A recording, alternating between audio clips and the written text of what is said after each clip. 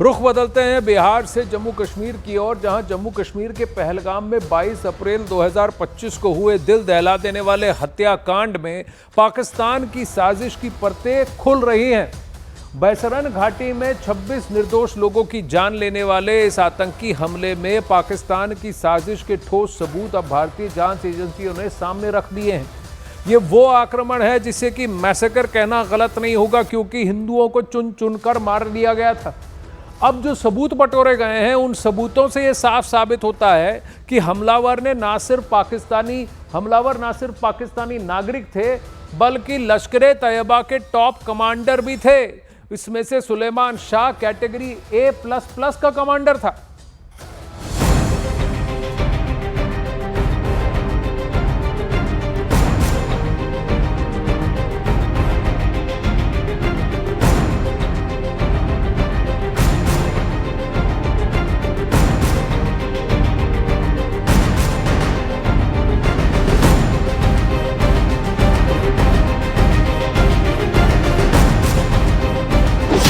पहलगाम हत्याकांड की खुली परतें।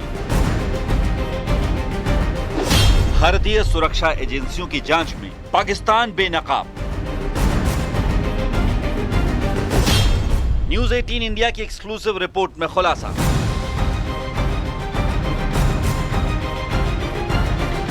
इसी साल 22 अप्रैल को जम्मू कश्मीर के पहलगाम में जो कुछ हुआ, उसने पूरे देश को झकझोर कर रख दिया। पर्यटकों से भरी बैसरन घाटी में ताबड़तोड़ फायरिंग कर पाकिस्तानी आतंकवादियों ने 26 निर्दोष नागरिकों को मौत के घाट उतार दिया। अब इस दिल दहला देने वाले हमले की जांच में ऐसे ठोस सबूत सामने आए हैं जो न सिर्फ हमलावरों की पहचान उजागर करते हैं, बल्कि इस हमले में पाकिस्तान की प्रत्यक्ष भूमिका को भी साबित करते हैं। सामने आए पहलगाम में पाकिस्तानी साजिश के सबूत। ऑपरेशन महादेव में मिले सबूतों से हुई तस्दीक। 28 जुलाई को भारतीय सुरक्षा बलों ने ऑपरेशन महादेव के तहत 3 हमलावरों को ढेर कर दिया। उनके पास से मिले दस्तावेज, फॉरेंसिक साक्ष्य और डिजिटल डिवाइस इस बात की पुष्टि करते हैं कि सभी तीनों आतंकी पाकिस्तानी नागरिक थे और लश्कर तैयबा के टॉप कमांडर थे। इनमें सबसे ऊपर था सुलेमान शाह, लश्कर का A++ रैंक वाला आतंकी, जो पहलगाम हमले का मास्टरमाइंड था और जिसने फायरिंग की अगुवाई की थी। इस ऑपरेशन के लिए उसे कोड नेम दिया गया था फैजल जट। उसके साथ था अबू हमजा, लश्कर का A ग्रेड कमांडर और हमले में शामिल दूसरा गनमैन। इसका कोड नेम था अफगान। पहलगाम हमले में जो तीसरा आतंकवादी शामिल था, वो था यासिर। यासिर भी लश्कर का A ग्रेड कमांडर था। इसका कोड नेम जिब्रान था। इसका काम सुरक्षा घेरा बनाना और पीछे से कवर फायरिंग देना था।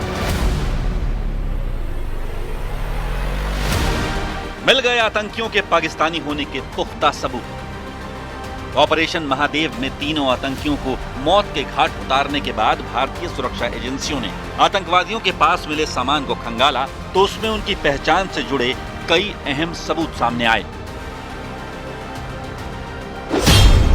आतंकी सुलेमान शाह और अबू हमजा के पास से 2 पाकिस्तानी वोटर आई कार्ड मिले, जिनमें से एक लाहौर और दूसरा गुजरांवाला निर्वाचन क्षेत्र का था। साथ ही पाकिस्तान के national database and registration authority NADRA से जुड़ी स्मार्ट चिप भी मिली। इस स्मार्ट चिप से फिंगरप्रिंट, चेहरे की पहचान और परिवार का DNA डेटा मिला। इन सबूतों से साबित हुआ कि ये आतंकी पाकिस्तान के कसूर जिले के चंगामंगा और POK के रावलकोट इलाके के रहने वाले थे। इनके अलावा आतंकियों के बैग से पाकिस्तान की मशहूर चॉकलेट ब्रांड्स कैंडीलैंड और चोकोमैक्स के रैपर भी मिले, जिनका बैच नंबर मई 2024 की उस खेप से जुड़ा है जिसे मुजफ्फराबाद POK भेजा गया था। फॉरेंसिक और तकनीकी सबूतों से सामने आया सच। आतंकियों के पास मिले सामान की फॉरेंसिक और तकनीकी जांच से पूरा सच सामने आ गया। घटनास्थल से बरामद कारतूस और 28 जुलाई को जब्त की गई AK-103 राइफलों के बीच 100% बैलिस्टिक मिलान मिला। बैसरन घाटी से बरामद खून से सना कपड़ा और मारे गए आतंकियों का DNA प्रोफाइल पूरी तरह मेल खाता है। सुलेमान शाह के पास से जब्त GPS डिवाइस में दर्ज वो सभी लोकेशन पॉइंट्स मिले हैं जो ठीक वही हैं जहां प्रत्यक्षदर्शियों ने हमलावरों की मौजूदगी बताई थी। पहलगाम हमले के बाद भी पाकिस्तान ने खुद को वैश्विक मंचों पर पीड़ित बताने की कोशिश की थी, लेकिन भारत के पास अब पाकिस्तान के खिलाफ सबूतों का एक ऐसा पुलिंदा है जो उसकी सच्चाई को दुनिया के सामने रखने के लिए काफी है।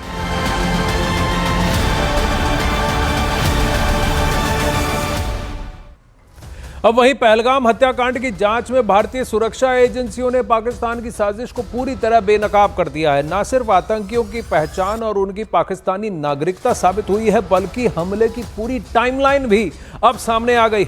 यह खुलासा बताता है कि कैसे पाकिस्तान ने न सिर्फ आतंकियों को हथियार और डिजिटल डिवाइस मुहैया कराए, बल्कि पूरे हमले का कमांड और कंट्रोल भी वहीं से संभाला।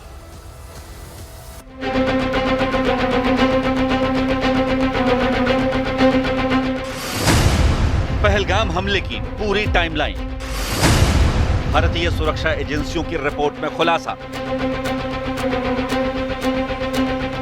भारतीय सुरक्षा एजेंसियों ने पहलगाम हमले की साजिश का खुलासा कर पाकिस्तान को पूरी तरह बेनकाब कर दिया है।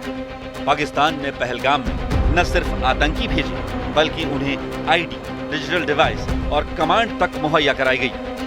सुरक्षा एजेंसियों ने इन आतंकियों के कश्मीर में आने से लेकर पहलगाम हमले तक की पूरी टाइमलाइन का भी खुलासा किया है। मई 2022 में तीनों आतंकियों ने गुरेज सेक्टर से एलओसी पार की थी। उस समय इनकी पहली रेडियो लोकेशन आईवी इंटरसेप्ट में दर्ज हुई। 21 अप्रैल को ये 22 रन के पास एक ठोक यानी मौसमी झोपड़ी में रुके, जहां दो स्थानीय कश्मीरी मददगारों परवेज और बशीर अहमद ने उन्हें खाना और आश्रय दिया। 22 अप्रैल को सुबह ये 22 रन घाटी की तरफ निकले और दोपहर 2:30 बजे गोलीबारी को अंजाम देकर दाची गांव की तरफ भाग निकले। शुरुआत में सामने आए दिशा भटकाने वाले स्केच। एक और बड़ा खुलासा यह हुआ है कि शुरुआत में जारी किए गए संदिग्धों के स्केच गलत निकले। जम्मू कश्मीर पुलिस ने 24 अप्रैल को जिन लोगों की तस्वीरें जारी की थी, जैसे हाशिम मूसा, अली भाई उर्फ तलहा और आदिल हुसैन ठोकर, वो दरअसल दिसंबर 2024 की एक दूसरी मुठभेड़ की फोटो से निकाले गए थे। एनआईए ने बाद में साफ किया कि पहलगाम हत्याकांड में शामिल असली हमलावर वो नहीं थे। सामने आए पाकिस्तान में बैठे हैंडलर्स के नाम।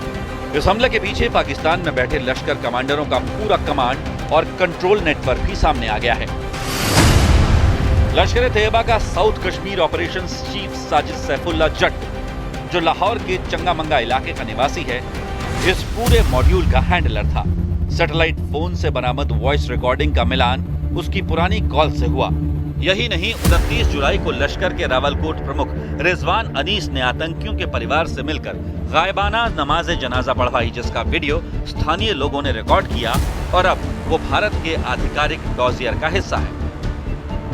भारत के पास अब पहली बार ऐसे सरकारी पाकिस्तानी दस्तावेज हैं जो हमलावरों की नागरिकता और हमले की योजना में पाकिस्तान की भूमिका को पूरी तरह साबित करते हैं। NADRA data, voter ID card, location logs, GPS data, हथियारों की फॉरेंसिक जांच और स्थानीय सहयोगियों के बयान, ये सब ऐसे सबूत हैं जो पहलगाम हमले को लेकर पाकिस्तान के झूठ को अंतर्राष्ट्रीय मंचों पर पूरी तरह नंगा कर सकते हैं।